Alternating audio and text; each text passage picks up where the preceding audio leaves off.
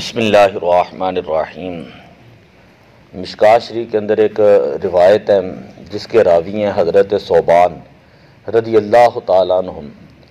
आप बयान करते हैं कि हुज़ूर अलैहिस्सलातु वस्सलाम ने इरशाद फरमाया, यूशिकुल उमामु अन तदाअ अलैकुम कमा तदाअल आकिलतु इला क़सअतिहा।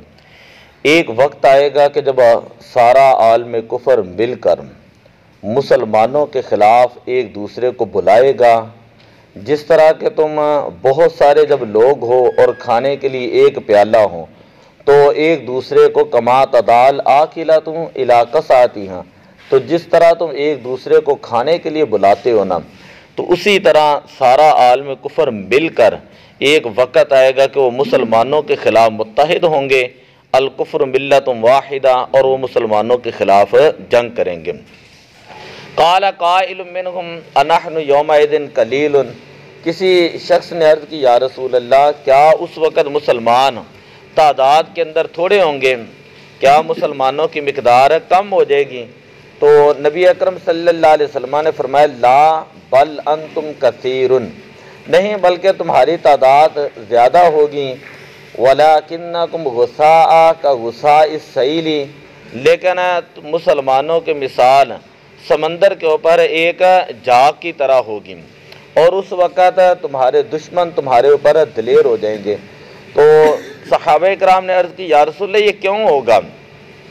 हुज़ूर अलैहिस्सलातु वस्सलाम ने फरमाया कि ये मामलात उस वक़्त होंगे कि जिस वक़्त मुसलमान जो हैं वो मौत से खौफ करना शुरू कर देंगे और दुनिया के अंदर रग़बत अख्तियार करना शुरू कर देंगे, दुनिया परस्ती के अंदर मुब्तला हो जाएंगे, दुनिया दार हो जाएंगे और दुनिया को तलब करने वाले हो जाएंगे। दुनिया के जब मुसलमान हरीस होंगे और जिहाद से मुंह मोड़ लेंगे और मौत से डरना शुरू कर देंगे, तो उस वक़्त क्या होगा कि अल्लाह तबारक व तआला इनके दुश्मनों के दिलों के अंदर जो मुसलमानों का रोब होगा, अल्लाह ताला उनके दिलों से मुसलमानों का रोब जो वो ख़त्म कर देगा। अब देखें, पूरी दुनिया का मीडिया इस वक्त बता रहा है कि जो सूरत हाल इस वक्त फ़लस्तीन के अंदर है और इसराइल के अंदर है, एक तरफ जो है वो पूरा यूरोप खड़ा है, एक तरफ पूरा यूरोप खड़ा है और दूसरी तरफ मुसलमान हुक्मरान जो है और सियासतदान ये सोच रहे हैं कि अभी बयान भी देना चाहिए या नहीं। यानी इनके ज़ुबानों से अभी मज़म्मत के अल्फाज तक नहीं निकल रहे, चे जाए कि वहाँ पर इमदाद भेजना तो बड़ी दूर की बात है।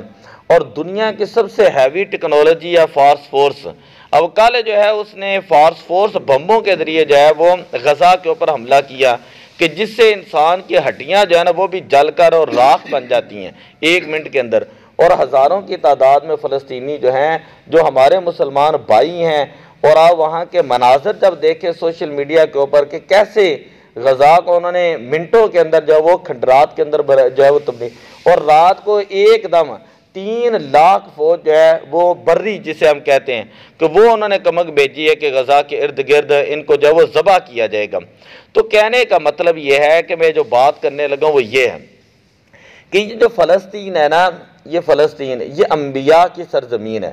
फ़लस्तीन के अंदर शाम था और उर्दन था, फिर बाद में अलग अलग इसको कर दिया गया, जिसके बारे में नबी पाक सल्लल्लाहु अलैहि वसल्लम ने फरमाया, अल्लाहुम्मा बारिक लना फ़ी शामिना व फ़ी यमनिना, ए अल्लाह हमारे शाम के अंदर भी बरकत अता फरमा और हमारे यमन के अंदर भी बरकत अता फरमा। शाम अम्बिया की सरज़मीन है। ज़रा मैं जो बात करने लगा तवज्जो से सुनना, शाम अम्बिया की सरज़मीन है। फ़लस्तीन के अंदर बैतुल मुक़द्दस के अंदर इस वक़्त हज़रत इब्राहीम अलैहिस्सलातु वस्सलाम का मिज़ार पाक है, और उनके साथ ही हज़रत इसहाक़ अलैहिस्सलाम का मिज़ार पाक है, और हज़रत दाऊद अलैहिस्सलाम का मिज़ार है, हज़रत सुलेमान अलैहिस्सलाम का मिज़ार है, और हज़रत सुलेमान अलैहिस्सलाम ने ही जिन्नों से ये मस्जिद बनवाई है। और फिर हज़रत ईसा अलैहिस्सलातु वस्सलाम की ये जाए विलादत है। मैं उस बात की तरह जुमे को बयान करूँगा कि किस तरह हज़रत मरियम सलामुल्लाह अलैहा वो मस्जिद अक्सा की सफाई करती रही हैं, और वहाँ पर साथ मेहराब है जिस मेहराब के अंदर वो रहती थी, और हज़रत ज़करिया अलैहिस्सलाम उनके पास जाते थे और बेमौसमी फल देकर उन्होंने फरमाया था कि अन्ना लकी हादा, कि मरियम तुम्हारे पास ये बेमौसमी फल कहाँ से आए? तो उन्होंने कहा कि ये मेरे अल्लाह ताला की तरफ से है। इसी तरह जो यहूदी हैं और हज़रत मूसा अलैहिस्सलाम के जो मानने वाले थे यहूदी, उनके बारे में अल्लाह ताला ने कुरान के अंदर बयान किया, उदखुलुल अर्दल मुक़द्दसतल्लती कतबल्लाहु लकुम वला तर्तद्दू अला अदबारिकुम फतनक़लिबू खासिरीन। उनके लिए उस वक़्त अल्लाह ताला ने ये जो फ़लस्तीन की सरज़मीन है इसको कुरान के अंदर अर्ज़ मुक़द्दसा कहा गया है। और अब एक वक़्त के अंदर यहूदी भी इसको मानते हैं, वो कहते हैं हमारे लिए यहाँ पर हैकल सलमानी है जिसके ऊपर खड़े होकर हज़रत सुलेमान अलैहिस्सलाम ने मस्जिद अक्सा जो बनवाई थी। और आप दूसरा पारा बल्कि पढ़े और आखिर में सेकंड लास्ट रुकू से एक आयत पहले एक ताबूत का जिक्र है जिसे कहते हैं ताबूत सकीना। हज़रत सुलेमान अलैहिस्सलाम ने उस ताबूत को वहाँ पर दफनाया था। अब वो कहते हैं कि वो ताबूत हमें दोबारा मिल जाए। वहाँ पर क्या था, हज़रत ईसा अलैहिस्सलाम का आसा था, उसके अंदर हज़रत ईसा अलैहिस्सलाम का जुब्बा मुबारक था, हज़रत दाऊद अलैहिस्सलाम की कुछ चीज़ें थी। मुख्तलिफ अम्बिया के उस ताबूत के अंदर तबर्रुकात थे। और जब तक ये ताबूत बनी इसराइल के पास रहा, अल्लाह ताला ने बनी इसराइल को फतह अता फरमाई थी। फिर हज़रत सुलेमान अलैहिस्सलाम ने जिन्नात को कह के वो ताबूत वहाँ पर दफन कराया। आज तक यहूदी वो कहते हैं कि हमने वो ताबूत हासिल करना है, जिसकी वजह से वो कोशिश कर रहे हैं। और यहूदियों के पीछे अमेरिका है, फ्रांस है, बरतानिया है और यूरोप है कि जिन्होंने यहूदियों को पूरी दुनिया से लाकर एक जगह पर जमा किया। और जिस तरह मैंने कहा था आपको कि 1948 के अंदर इसराइल को जो है वो एक स्टेट का दर्जा दिया गया, एक मुल्क बनाया गया और बाकायदा तौर पर इसराइल को मुल्क डिक्लेयर किया गया। और 1961 के अंदर जब इसराइल के और अरब की जंग हुई है तो उस वक्त इसराइल ने आधे फ़लस्तीन के ऊपर कब्जा कर लिया। अब गोया के मुसलमान वहाँ पर इसलिए लड़ रहे हैं कि एक तो ये कि ये अंबिया की सरजमीन है, दूसरे इसलिए लड़ रहे हैं कि मुसलमानों ने 2 मरतबा फ़लस्तीन को फतह फरमाया। एक मरतबा हज़रत उमर रज़ी अल्लाह तआला अन्हु के दौर में और दूसरी मरतबा सुल्तान है सलाहुद्दीन अय्यूबी के दौर में।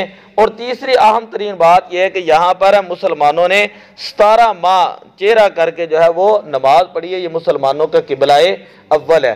तो आज के दौर के अंदर अगर कोई बंदा नहीं कर सकता ना, कम अज़ कम इसराइल की मज़म्मत ज़रूर करे। अगर जिसका कद है, सियासी तौर पर जो लोग हैं कि जो अपनी सियासत के लिए तो एक दूसरे को गालियाँ तक देने पे तैयार हो जाते हैं और खाने के वक्त सारे वो इकट्ठे हो जाते हैं, तो उनको मज़म्मती बयान ज़रूर देना चाहिए। पहली बात तो ये।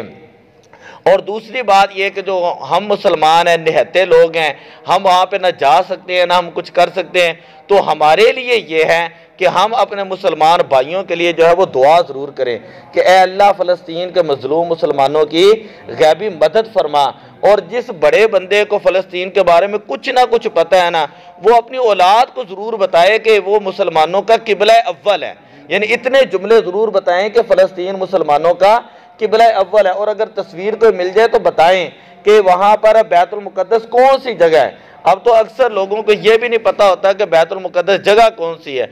और जो गुंबद सखरा हैं वो लोग उसी को ये समझते हैं कि ये बैतुल मुक़द्दस है।